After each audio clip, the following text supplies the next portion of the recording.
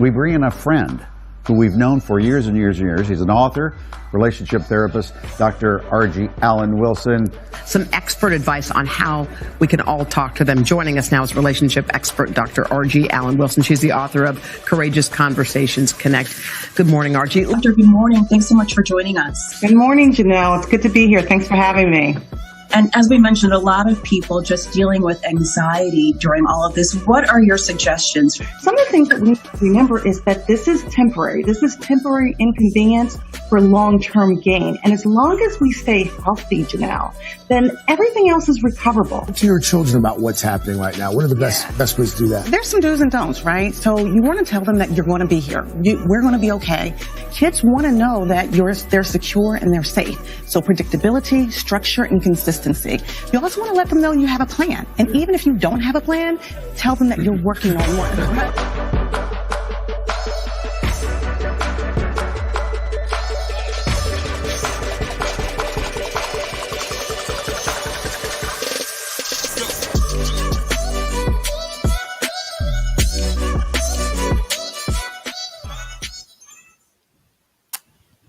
Well, good morning, everyone. This is yours truly, Dr. RG, here on February 24th, 2021. We are in the Courageous Conversations Connect space. So welcome, everyone. Oh, my goodness. I missed you guys. I wasn't here for you last week. I was a little under the weather and had a whole lot of stuff going on, but good morning. I see Charlotte's on. I see BJ's on. Shout out to BJ, who just got a new job. I just heard about that. So congratulations, Love Bug. I'm so excited for you. I don't know how long you'll be able to stay on if you're, starting the new gig, but I'm thankful for you being on. If you guys haven't done this already, or you know someone, let them know that we're on Facebook and we're also on YouTube. We're not on IG today. But Facebook and YouTube. And if you haven't done so already, have other people go over to the YouTube page, hit the subscribe button and then the notification bell. Let people know that we're there, that we're creating a lot of new content, and we want you all to join us. You are our crew, connecting relationships for epic wins. I see Treasure. Hey, Treasure. Good morning. Thanks for joining. So we got a great conversation planned for you all today. And y'all know what we do. We take a break, but we are talking. The topic today is kid talks on race matters and COVID-19 fatigue. How many of y'all out there know some kids that are having some difficulty? She says she'll be on, BJ says she'll be on for 30 minutes. Yay! We're grateful for your 30 minutes. I know you got to go because of your new gig, but I'm thankful for you being on, BJ. Yeah, how many of you all have kids or nieces or nephews that are struggling? Right, are struggling with the racial divide, the tension in the schools, going to school and being called, pejorative terms, the N-word perhaps, or any other negative term that is offensive to a race. And how many of your kids are struggling with loneliness? Y'all know that we're connective creatures, right? We were born to stay connected. We were born to be in relationship. And this whole pandemic has turned that upside down. So we're going to talk about like the kids that are struggling and what you can do with kids. But the bottom line is that, before you have before you have the courageous conversation, right, that connects with your kids, you may have to have the courageous conversation with yourself. So this is a really, really important conversation. And we're also going to be highlighting a good friend of mine, her book. It's called Do Me Right. And we're going to have the authors of this book on our show and on our new podcast. But right now, I just got this book hot off the press in the mail yesterday. And I want to talk about that, which kind of sparked the idea of talking about race related to kids, because this book is about learning to raise Black children in white spaces. And I will tell you all that I have a number of clients that live in white spaces, and they're really struggling because the people that they thought were their friends, they're finding out that they're seeing them in a more negative light due to their race. So this book is by Dr. Valerie Harrison and Dr. Catherine Peach D'Angelo. we're going to be talking about that. So we're going to unpack that. My niece doesn't, but I do sometimes, she says, Charla. So tell me a little bit more about that, Charla, when we come back. We're going to take a quick break from our sponsors. Charla says, my niece doesn't, but I do sometimes. So I think Charla's talking about struggling around the issues of COVID-19, fatigue, or what have you. Satrina says, yes, my son is learning this lesson in 8th grade. Interesting, Satrina. Yeah, it's right around 8th grade, middle school, going into high school, where these kids are starting to see that, you know, the world is not all through rose-colored glasses, and that people don't mean them well sometimes. And that because they're either persons of color, black or brown, children, that there is a way in which they are perceived that is antithetical to who they are. And, you know, we need to talk about that. We need to figure out, how do we have the conversation with our kids who are struggling? And quite frankly, how do we have the conversation with ourselves who may be struggling as well? Because many people are going into workplaces and having to deal with racial discrimination, social injustice, implicit bias, othering, being marginalized, microaggressions. There's a number of things that many of us have to do. So we have to figure out, how do we manage it for ourselves? These race matters, as Cornell says, Race Matters. That was a great book as well, Cornell West. And how do we then help our children to manage it and be healthy on top of being in the midst of a pandemic and dealing with COVID-19 fatigue? I want to tell you a little bit about what my kids tell me, the children that I work with in therapy, and the things that I've been helping them with might be helpful for your family as well. So while we're doing that, you all know what we do. We're going to take a quick break for our sponsors. But while we're on the break, I want you to put in the chat who you're breathing for and with. And when we come back from the break, we're going to go into our breathing exercises, and then we'll get right into the conversation. So stay with us.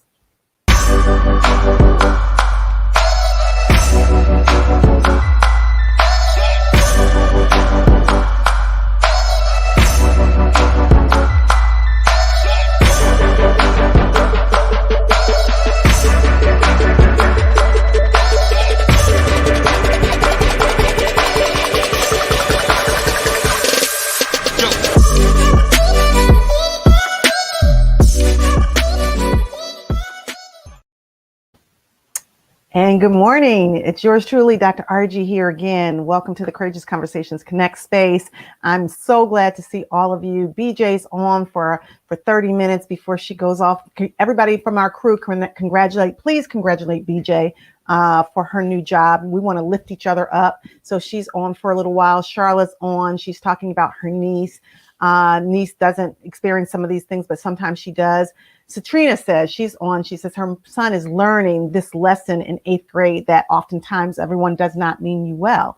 Marcia says, me and my family. And then Satrina says so Marcia is breathing for her and her family. Satrina's breathing. I'm breathing for the seniors trying to get vaccination appointments across the country.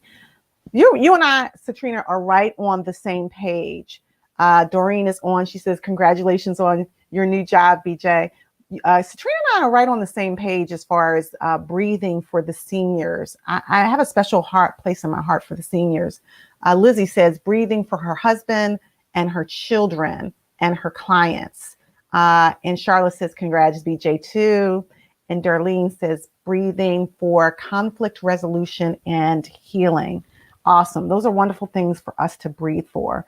I am breathing for all the seniors. I feel like, although we're talking about kids today and how to talk to your children around these race matters, as well as COVID-19 fatigue, I also feel like the seniors are really, really struggling with isolation. We're almost a year into this, guys. It was last February where we were probably hearing a little bit about China and a little bit about this cruise ship. And in my mind, I know you all probably thought it too, like, this is not going to happen to us. That's too far away. So, hey, we'll just kind of keep doing what we're doing.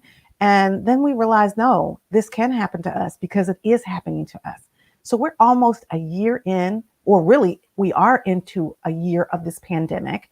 And I think usually it was probably around March when everything shut down. And while things opened up a little bit in the summertime, we still had to do the protocols of hand washing and social distancing and wearing our masks and trying to adhere to some of the other protocols. Things shut down. We couldn't go to restaurants and do the things we would normally do. We couldn't celebrate the holidays the way that we would normally celebrate the holidays. As people got sick, we couldn't visit them the way that we would normally visit them. So it's been challenging. And oh my goodness, with the children being at home doing online learning and the seniors not being able to see their grandchildren, as well as their family members and some of them living alone, it's been really hard. BJ says she's breathing for young kids failing their school and how to accept that due to the pandemic as they struggle with virtual learning. Yeah, it's been a challenge for sure. And Darlene says she's breathing for all of us. And she also says congratulations to BJ. So let's get into our postures, guys. I already did my meditation this morning, but I'm happy to do it with you guys too. Breathing is essential. It's essential to our spirits, mind, body, and spirit. It's essential to our lung capacity. Many people who are getting this COVID-19 virus, their lung capacity is compromised. Their respiratory system is compromised. They can't breathe. So we're breathing again for everyone that is impacted by this COVID-19. That is all of us. We're breathing for those people who may be sick in the hospital right now or at home with COVID-19.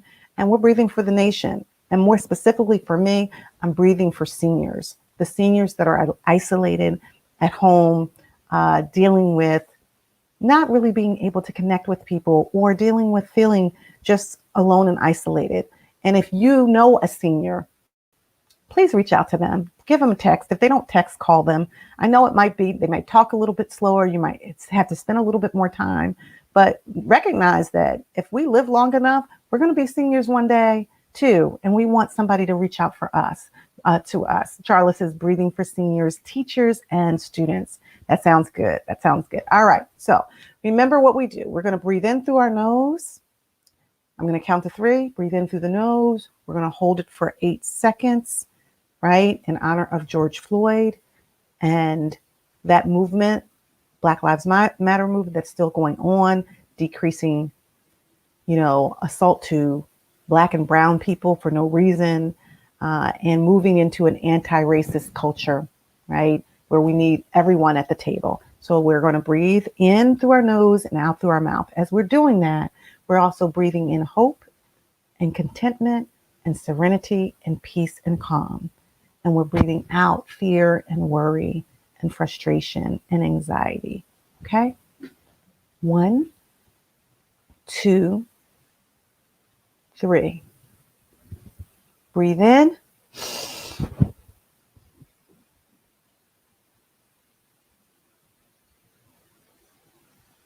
And breathe out. Breathe in.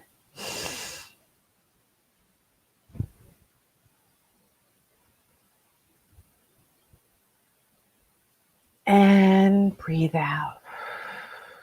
Feel the air in your belly extending. Breathe in.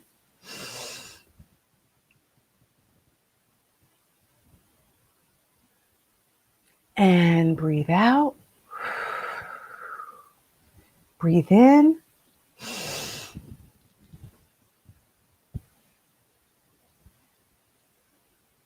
And breathe out. One more time. Make it count, crew. Breathe in.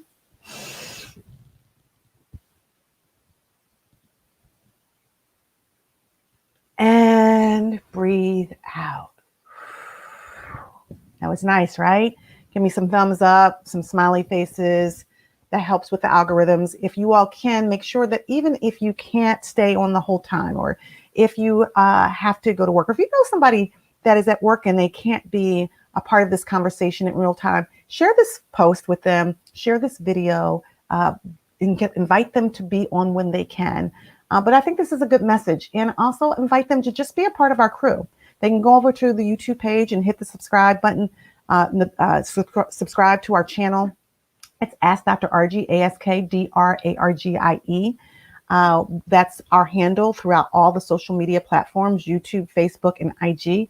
And then they can hit the notification button so that they can get regular notifications about when we're doing things and when we're actually putting out content, right? Okay. Charlotte says breathing, and Citrina said thumbs up. So I appreciate that. All right. So let's get into the conversation, guys. So how do you talk to your kids on race matters? How many of you struggle with having that conversation? Or how many of you struggle yourself with just acknowledging that real racism exists, that oftentimes your children, your nieces, your nephews, your family may be targeted, racially profiled, that they literally could be just walking down the street? How many of you worry? Have you had the talk with your kids about walking down the street and what they need to do to protect themselves? Because the reality is that oftentimes Black and Brown and Indigenous people are targeted for not just driving while Black, but for walking while Black, for drinking coffee while Black. You don't remember what happened at the Starbucks a couple of years ago? For golfing while Black. There's a couple that were assaulted on the golf course, for bird watching while Black. I mean, there's a number of different things that we do, right? And then the idea, the messaging is that just to be Black is dangerous. Think about COVID-19 and this COVID-19 fatigue that we're experiencing. Well, why are we experiencing such fatigue? I think it's everybody for sure. But here's the harsh reality, that Black and Brown and Indigenous people have disproportionately been impacted by COVID-19 more than our white brothers and sisters, simply because of our skin color. Oftentimes we don't have the education, we don't have the access, we don't have the consideration, we're not often heard, and many of us are dying at higher rates due to this disease than our white brothers and sisters. That should not be. The statement is that when America gets the cold, Black America gets the flu, and now Black America gets COVID-19. And so what do we do about that? We got to have the courageous conversation. And as I said, this book, I want to shout out to my good friend, Dr. Valerie Harrison, and her good friend, Dr. Catherine D'Angelo. This book just came hot off the press. It was launched back in December, I believe, of 2020. It's called Do Right by Me, right? And it really is the story of, it's about learning to raise Black children in white spaces. And quite frankly, it's the story of two people who are friends. And my understanding is that Catherine D'Angelo adopted a Black son, I believe his name is Gabrielle, and began a conversation with my friend Valerie Harrison about, how do I do this right? How do I raise this Black child in a white space and have them be healthy? This conversation then expanded to think about it. Do you know any kids that are being raised in white spaces, even if they're in a household with a Black mom and dad, but they've moved to the suburbs? And in the suburbs, they're in more white spaces than Black. In the suburbs, perhaps most of their friends in school and their neighbors are white, and their culture or their value systems are different. What does that then look like? You've then moved out to a new neighborhood because you felt like that was about elevation, that there could be better schools and better access and better education, better information, better environment, right? So that's what happened. That's where you moved. But now you find that while all those things are true, that your children have been afforded a great education and more access to resources that they may not have had if you still lived in your other community, wherever that was. Here's the downside of that, though. If you're raising Black children in white spaces, in a white culture where the value systems are different, then how long is it before they're going to be targeted? How long is it before they're going to hear the N-word and know that it's a pejorative term that doesn't mean them well? How long is it before they're going to start feeling like maybe there's something wrong with them, or that they're less than, or they're not as worthy because of their Black or brown skin? And how do you gird them up? How do you affirm them in those white spaces where the world may not treat them the same? They don't have the same equity. They don't have the same inclusion. They don't have the same feeling of belonging. And sometimes if they're children they may not even know the language to use to identify how they're feeling about it.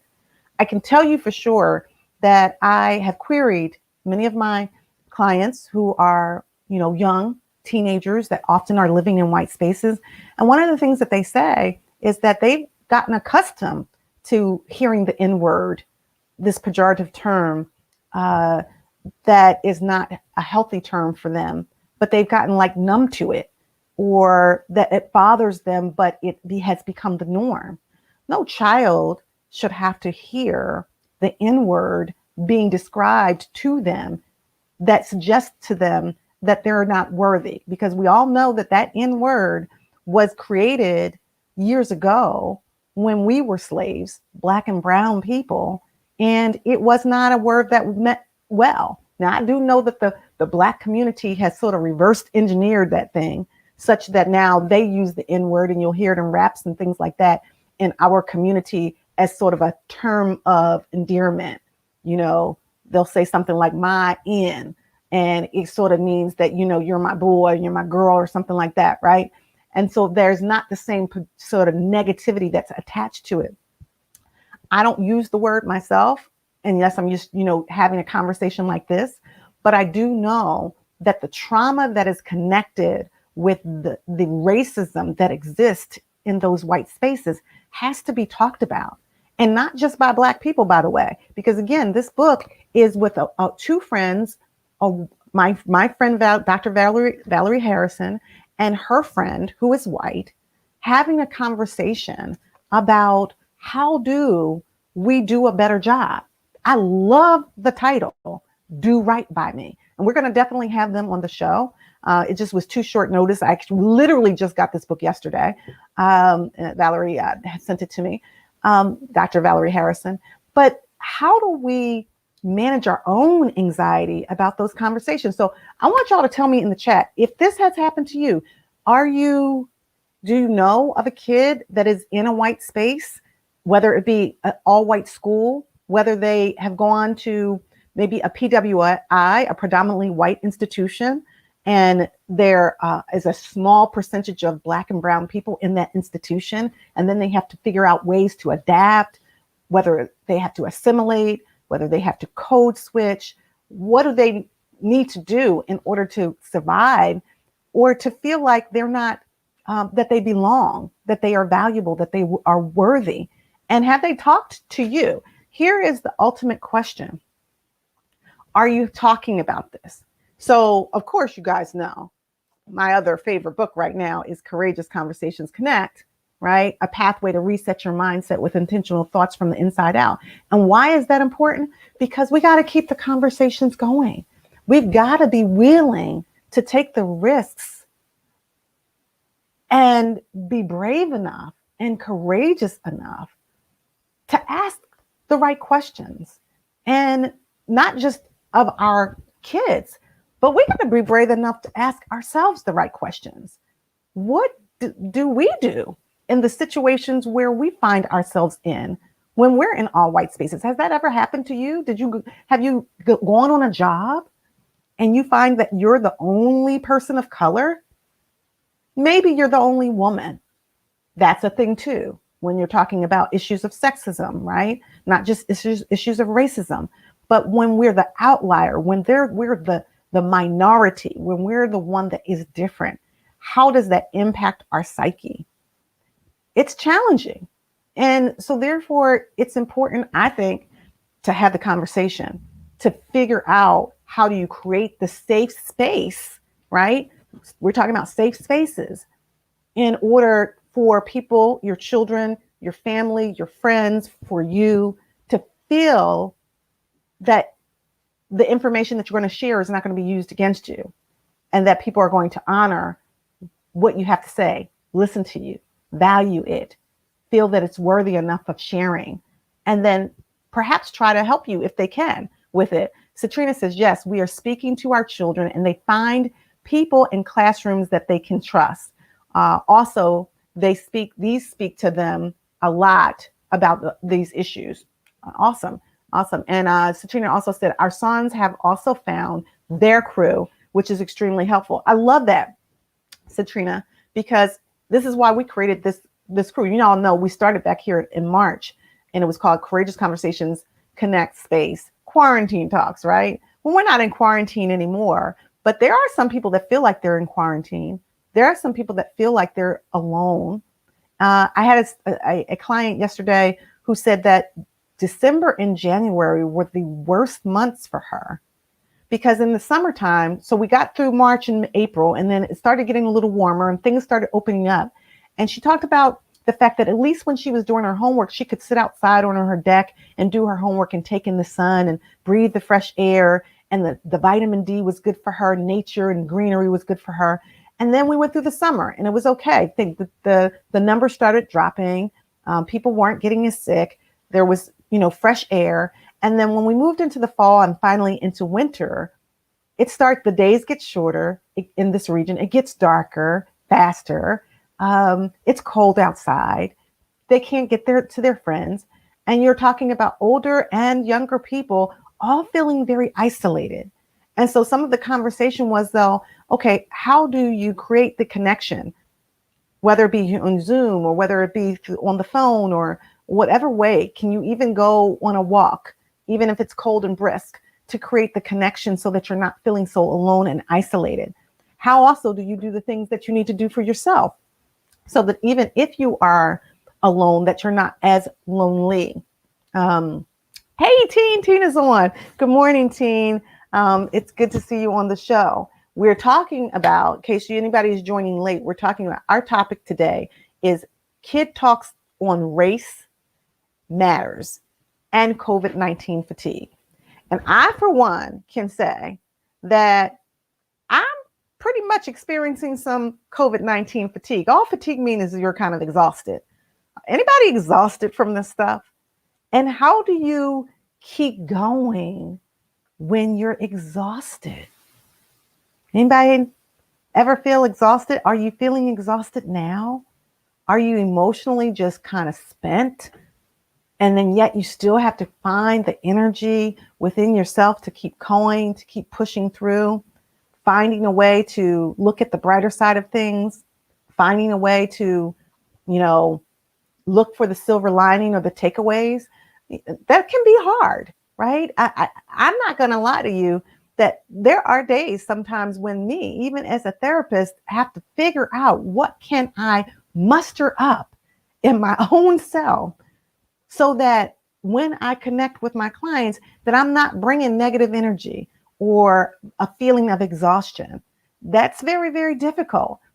And, I don't know that I've talked to anybody that's not feeling it, right? I think we're all feeling it. So this is what I'm offering. I think that we all have to level up on our self-care. These are not the times where you can just put yourself on the back burner and push through and say, I'll be okay. These are not the times where you can say your children, you know what, children are resilient. They'll be fine. No, not at all. We have to figure this out for ourselves and for our children. And we have to stay in the conversation. BJ says, Darlene says, yes. And BJ says, the pandemic has forced me to focus on personal growth, really evaluate how I value myself. I've been exhausted, depressed, and so on. I find my value through this. I love me. Awesome, BJ. Listen, BJ and I've been friends for years, and I know from which she came. And I'm so proud of you, BJ, for the work that you've done on yourself and for prioritizing and reinvesting in you to the extent that now you feel better, that you're more whole, and that you're able to see yourself as the highest version of yourself. That's really the goal, right? Because it's hard to go through the hard times as well as the good times if you're not feeling well. And quite frankly, your physical health and your mental health is your wealth. Daryl says yes. BJ says, love you. Thank you for your support, crew. Yeah, everybody, the ones that joined on a little bit late, BJ can't be on the whole time because she's got a new gig, but give her a shout out. This is what it's all about. Congratulate BJ. I'm so happy for you, BJ, on your new job, and continue to do wonderful things in the places and spaces that you reside. Yeah, and Satrina said our sons have also found a crew. I like that. I like that idea that this is our crew. We call it Connecting Relationships for Epic Wins. But the truth is, and I've already read that part, Morg, I read all those up above. The truth is that we've got to find our crew, Connecting Relationships for Epic Wins, wherever we reside. What does the crew look like? It means we're making good connections. It means we're engaging in positive energy. It means we're trying to find harmonious spaces. It means we're creating safe spaces for us to hang out and to process and to talk with each other.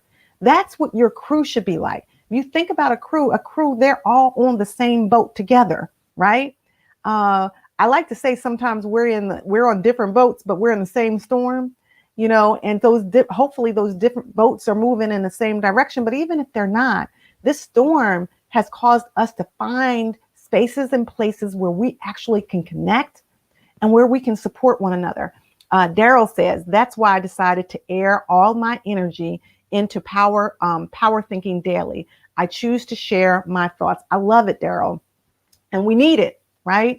Because the truth is, because we are all overwhelmed, many of us, maybe not all of us, but many of us, because we're experiencing COVID-19 fatigue or pandemic fatigue, we need to muster up that energy and then don't harness it for just ourselves. We need to put it out there in the universe. It's the law of attraction. Once you put that positive energy out into the universe, then that energy will usually come back to you. And so then it reverberates within the atmosphere. Just like you kind of throw a pebble in the water and it kind of reverberates out. That's kind of what happens with positive energy, right? Now, I will tell you, this is about truth, trust, and transparency leading to transformational breakthroughs. So we got to be honest. We don't always have positive energy. It's not always, we're not always feeling well. And so there are some things that we can do when we're feeling blue or we're feeling sad or we're feeling alone. As I talk to my clients every day, and those of you who, are interested in therapy, we therapists are jam-packed these days, so much so that it's really hard for us to fit people in. But if you do call us at 215-789-6999, we'll try to either get you in or we'll try to refer you somewhere else if we need to, if we can't see you for whatever reason, but we're still doing the good work. We are essential workers here as well at Faith Connects. The number is 215-789-6999, or you can reach us at contact us at Connections Matter LLC and our website, drrgconnects.com. Daryl's on, so you all know I always lift Daryl up because he is the Swiss Army knife, as Morgan calls him.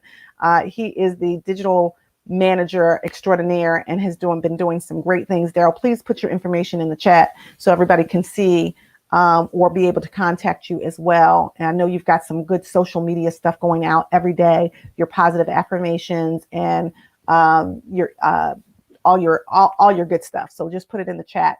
I wanted to share with you as we sort of transition, when we think about these conversations in terms of how you talk. And Daryl, I know you have daughters. Have your daughters talk to you about how they're feeling. Have your daughters talk to you about being overwhelmed or being fatigued. Have your daughters talk to you about these issues that feel uncomfortable, like the racial tension in the schools, because it's happening and it's happening everywhere. I see Sheila on. Hey, Sheila. Sheila says she's accepting new clients too, as well. And so Sheila, please put your information in the chat. Sheila is a wonderful therapist who is doing the darn thing with Soul Transformation, which is her business, her therapy practice. And we all want to lift each other up. There is enough people that need therapy to go around. So please make sure that you reach out to her if you're interested in therapy. Good morning, Doug Love. So here's a couple things.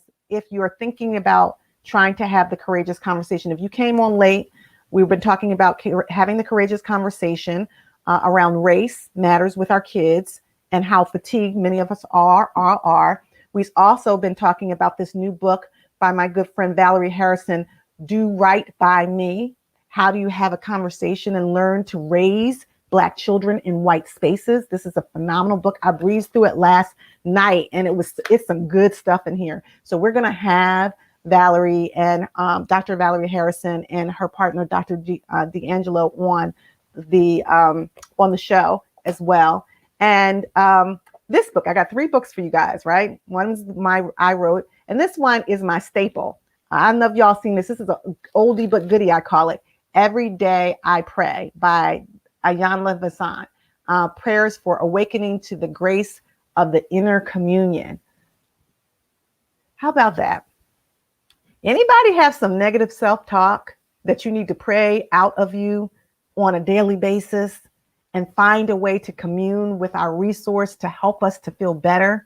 I started out with prayer and meditation this morning because I needed to kind of shift the energy and get to a place where I could kind of deposit, as Daryl says, the positive energy out into the universe with the hopes that that law of attraction would come back to me.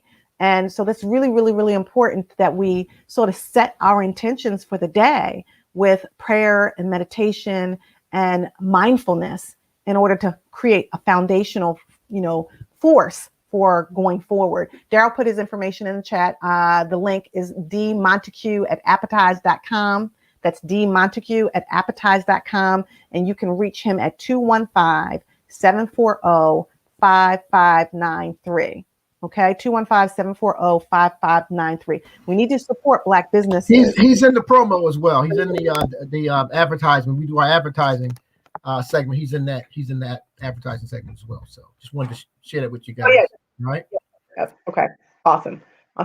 And so again, when we're talking about, and Sheila's information in chat, she put her information as well. Sheila Boyton, LSW, MDiv. She got a lot of initials behind her name. CAMS, and it's Soul Transformation. Sheila at soultransformationtherapy.co. That's Sheila at soultransformationtherapy.co. Her website is www.soultransformationtherapy.co, 215-770-3917. So we all doing this together, right? Because this the law of attraction. So if you go to Sheila's website, what you will see is that the website that is created, which is absolutely beautiful, was created by Daryl, along with our website at contact or at drrgconnects.com. So we're all in this together as a part of the crew, connecting relationships. Morgan and I chose that acronym for a reason, right? Crew, the acronym, connecting relationships for epic wins. Well, why do we want to have epic wins? Well, we don't want to lose. Now, there are many losses in life for sure, and there are many ways in which we have to grieve those losses. But the truth is, if we're here, and you know how we start off in the morning still breathing, and we're still breathing, we still have life in our bodies, we still have breath in our lungs, we still have energy, we still are able to move and process and feel our senses, whether it's tasting or seeing or hearing or touching or feeling, right? If we're able to talk and, think, those are positive things. So, I have every single client that I work with, they have to journal. They have two journals, a process journal where they're processing if they're feeling bad or blue or overwhelmed or anxious so that they can externalize those emotions, right? That's one assignment. And then the next assignment is a gratitude journal, because I don't know anyone that wakes up every single day that doesn't have something to be grateful for, even if you're having difficulties, even if you're in the midst of a storm. Because the truth is, most of us are either going into a storm, leaving out of a storm, or smack dab in the middle of a storm. That's just true, right? And so the storms are helpful to us in many ways. Because guess what? I heard this sermon. I'll never forget it. It was many, many years ago. Reverend Minister Maria Lewis preached this sermon. And it was actually in a Bible study. And the name of the sermon was, or the Bible study lesson was, birds sing after the storm. No, rainbows come after the storm and birds sing after the storm. Why can't we? It was something like that. I'm paraphrasing. And I thought to myself, well, how true is that? That like even the birds understand that the storm is eventually going to end, that this too shall pass. And maybe we don't get to dictate when it passes, but we know that it will pass. And when the storm does pass, there's some amazing things that happen in the atmosphere, because storms are about clearing. And so whether it's meant to teach us something, like a storm is meant to correct us, maybe a storm might be meant to constrict us, a storm might be meant to connect us with someone, right? Or a storm might be meant to commune us with someone. Whatever the goal is of that storm, and we may not know it when we're in it, we may feel overwhelmed, we may feel fatigued, like the storm that we're all in with this pandemic. The reality of it is that if we wake up, we get another opportunity to get it right. We have another opportunity to thank God. That would be for me, right? Thank God that I opened my eyes, I can put my feet on the floor, and I can then choose joy and choose to make a difference. That gives me joy. And whatever your purpose is, and there are many people on this platform that have different purposes, right? But how about even in the midst of what we call this pandemic, there can be much good that happens. There can be this purpose driven life, right? I always think about Dr. Ayla Stanford, shout out to her and the Black Doctors COVID-19 Consortium. They're doing the darn thing. They're not only just testing and tracing, but they're also going into the hardest hit communities and providing vaccinations when other people are not able to get vaccinations. So they're doing a wonderful job. And all of that came out of this woman's purpose driven life to make a decision that she wasn't just going to sit around and just let this happen, but she was going to take action. How many of us can utilize that same model, that same metaphor to take action? And that's kind of what I wanted to process with you all in terms of talking to your children. Because guess what? When it comes to your kids, more is caught than is taught, right? We can teach them certain things, but guess what? And Sheila knows this. Our children are like sponges. They are absorbing everything. They are watching everything, the good, the bad, and the ugly. So that's why, like, you got to be careful what you say around your kids. And if you do a lot, let's say you curse a lot, right? And then the teacher, writes you a little letter saying, little Johnny is cursing. It's always funny to me how parents will be like, well, where did they get that from? Yet they curse like sailors, right? Children, more is caught than is taught.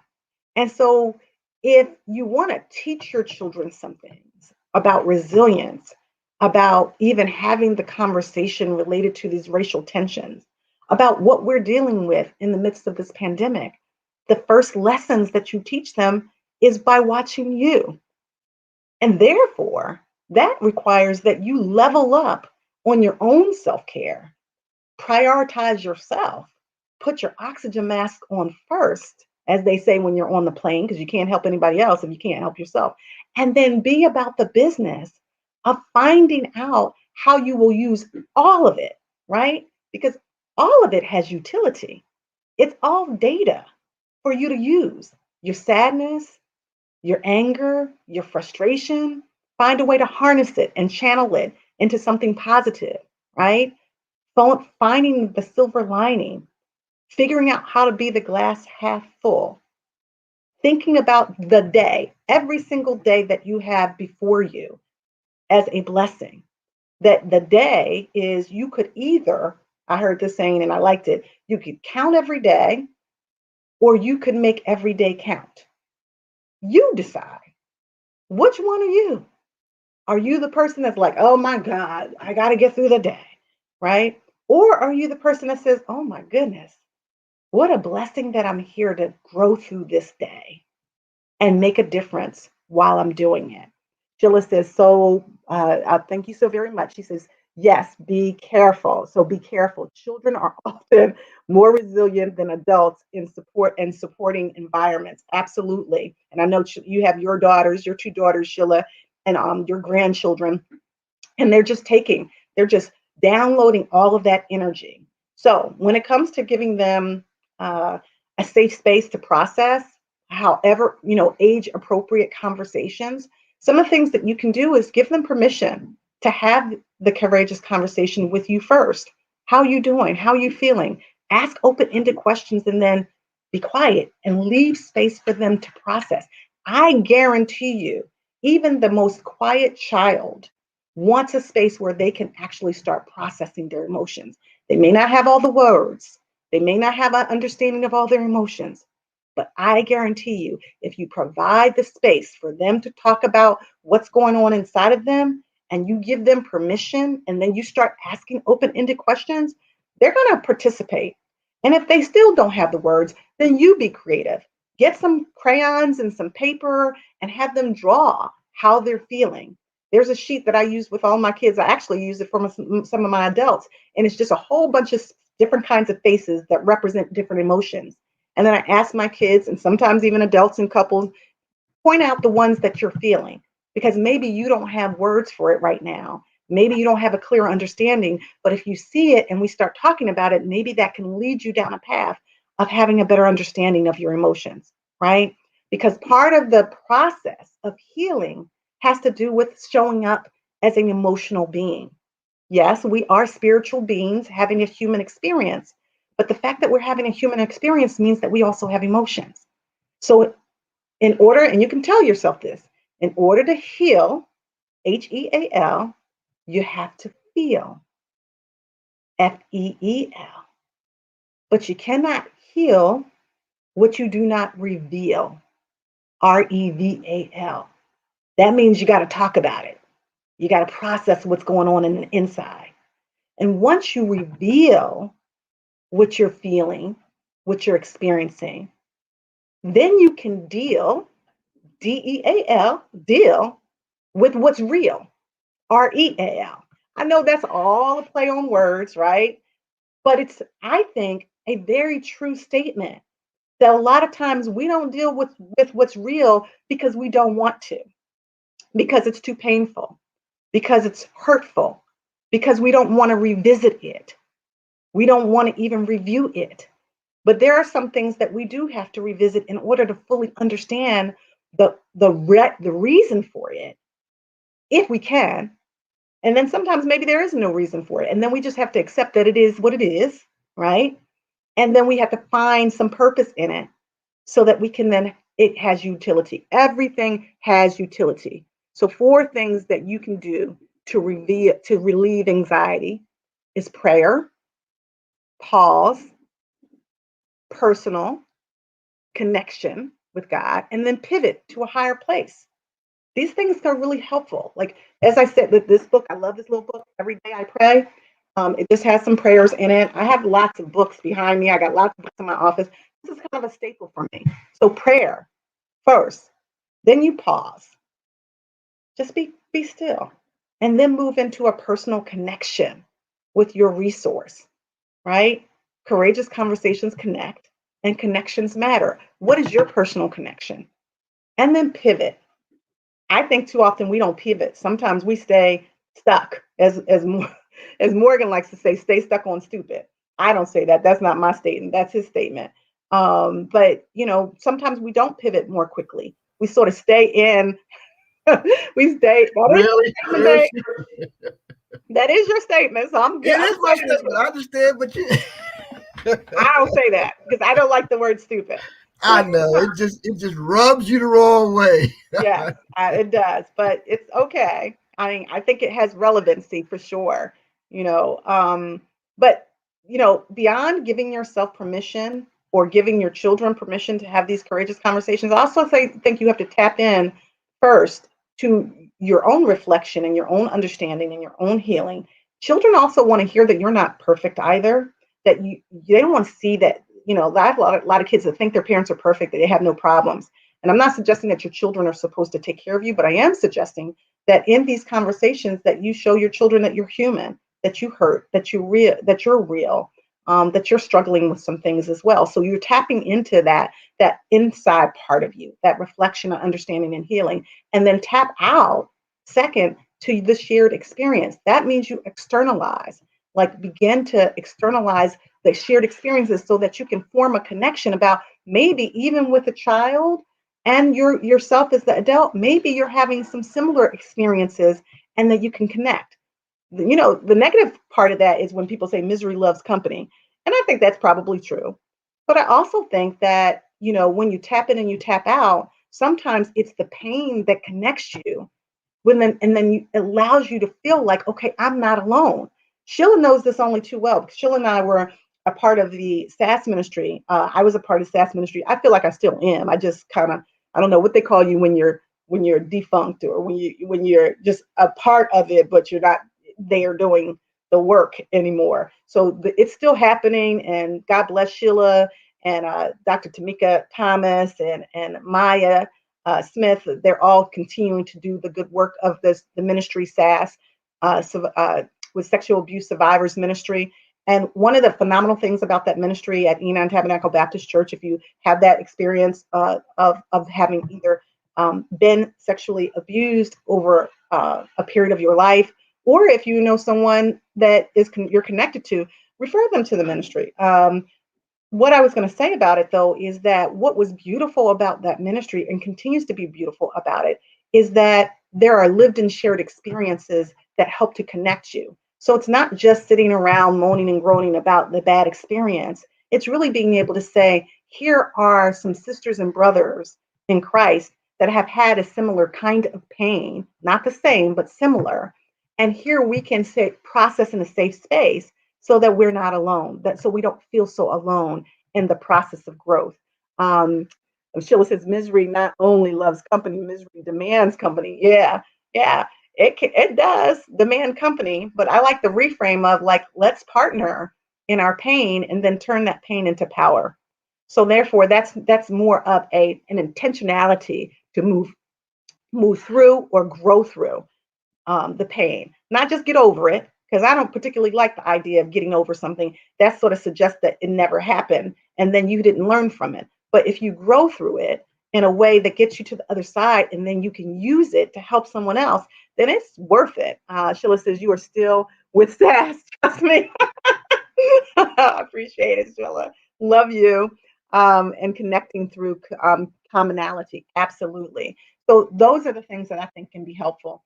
Being open and honest about your painful history, right? You got to find, everybody needs some safety. Listen, the world is kind of crazy out there, right? We know this. We know that there are some people that do not have our best interests at heart.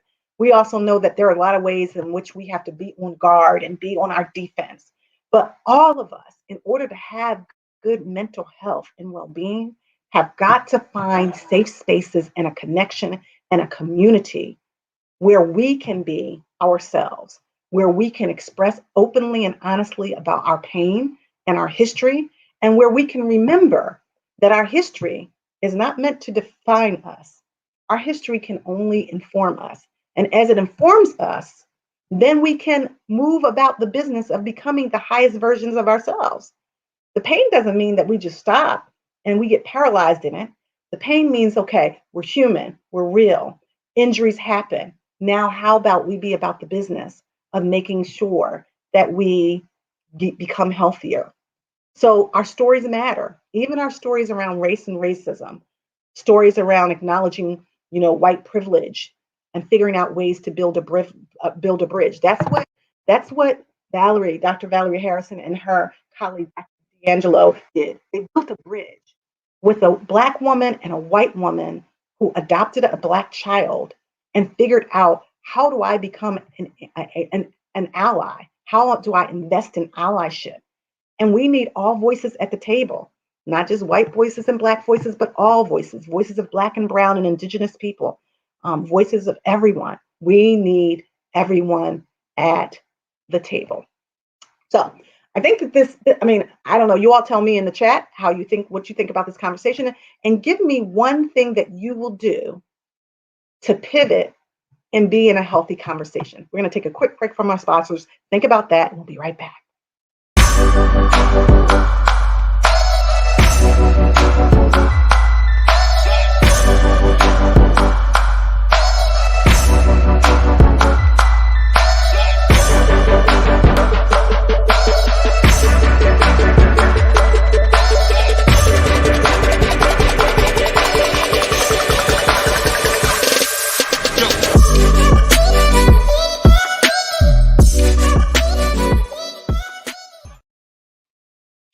Hey guys, this is Dr. RG here.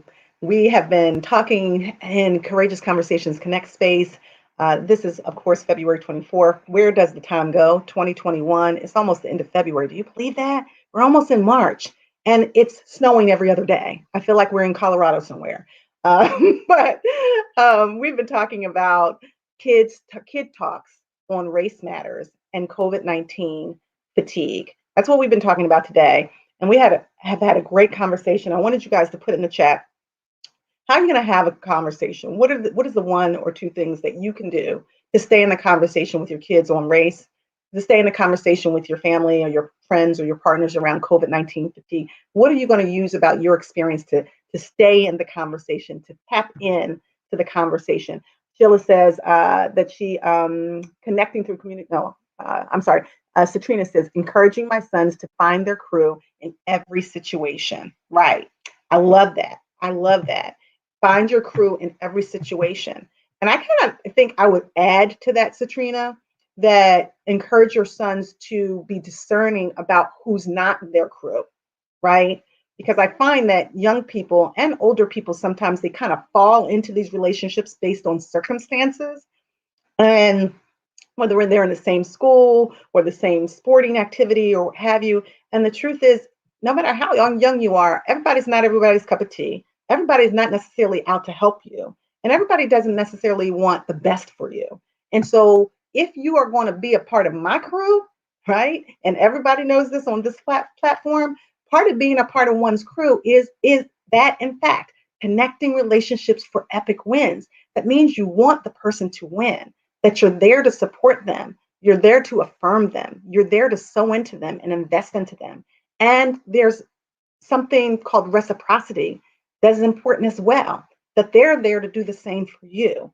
And that's how you create power.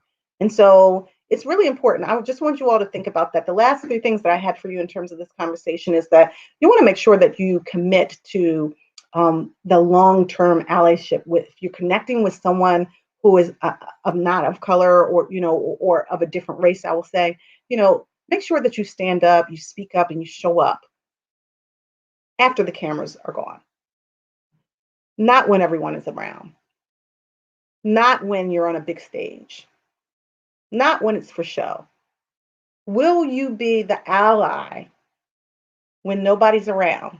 To me, that's what friendship is for. It's that, I know my friends, I can say this, like everybody's a friend on here, like anybody that'll be on here. If somebody says something negative about me, right, and I wasn't around, I can almost guarantee you that they would be shut down. Some people would shut them down nicely. Some people would shut them down not so nicely. I won't discern which ones would do that. But that's what I mean about true friendship is that, being an ally is somebody that's going to speak up for you no matter what. And you are and bridge that gap. Then honor the principles of truth, trust, and transparency. That's really, really important. Because how are we going to show up and be in healthy relationships and have these courageous conversations if we're not truthful with ourselves, if we're not building trust, and if we're not transparent? If we're just hiding behind a mask, then that's not going to help us to have these transformational breakthroughs that help us to live a higher and elevated life and a higher version of ourselves. And lastly, don't quit talking. Stay engaged in the courageous conversation. Don't stop. Because quite frankly, just like Sheila knows and says, we went from one conversation to the next conversation because we're living a continual and evolving life. That means we need to stay in the conversation that ultimately leads us to love, light, truth, and accountability that brings us hope and freedom. Sheila says, I'm taking off the earrings with the cross. Cross them. Sheila, I knew that was you, but I didn't want to out you. So that's why I said, well, some of my friends on here might be kind of handling things in a very democratic way, a very conservative way, and others are taking off their earrings. So you just said it, so I can confirm it. Yes, you would be the person if they said something about Arjetta, that it'd be on and popping. Between you and Morgan, I don't think that people would. Sheila! Yay, Sheila! Oh, you guys. Love you, Sheila. Love you. She's like, you talk about my Arjetta? That ain't happening here. For those of you who don't know, Sheila's pet name for me is Arjetta. And so I appreciate your love and your friendship. And listen, guys, all of us, these are challenging times. Yes, everyone needs a Peter, right? These are challenging times, and we need to support each other. We need to figure out ways to level up on our self-care, and then have these conversations with our kids on race. Don't be afraid to do that. Don't be afraid to be vulnerable, and then have the conversations about how fatigued we are, so that we, moving into spring, we got one more month and then we're moving into spring, that we can really utilize this downtime in the winter to like move to a healthier place, so that when we get to all vaccinated and we get to summer, it's just gonna be on and popping, and we're gonna be healthier versions of ourselves. So anyway, that's all I got for you guys today. I love you. This has been a great conversation. I start seeing clients at 12 noon. It's gonna be a long day. I'm going rocking and rolling from 12 to 9 tonight. And so just keep me in your prayers, that I will keep the same energy in every session that I am in. For any of those other therapists out there who are also essential workers like Sheila and I, keep us lifted, because we're trying to do the work to make sure that people are mentally well. And that's really, really important. So I love you guys. If nobody else told you that they love you, know that I love you. You are loved. There is nothing you can do about it. Have a beautiful day on purpose, from my heart to yours.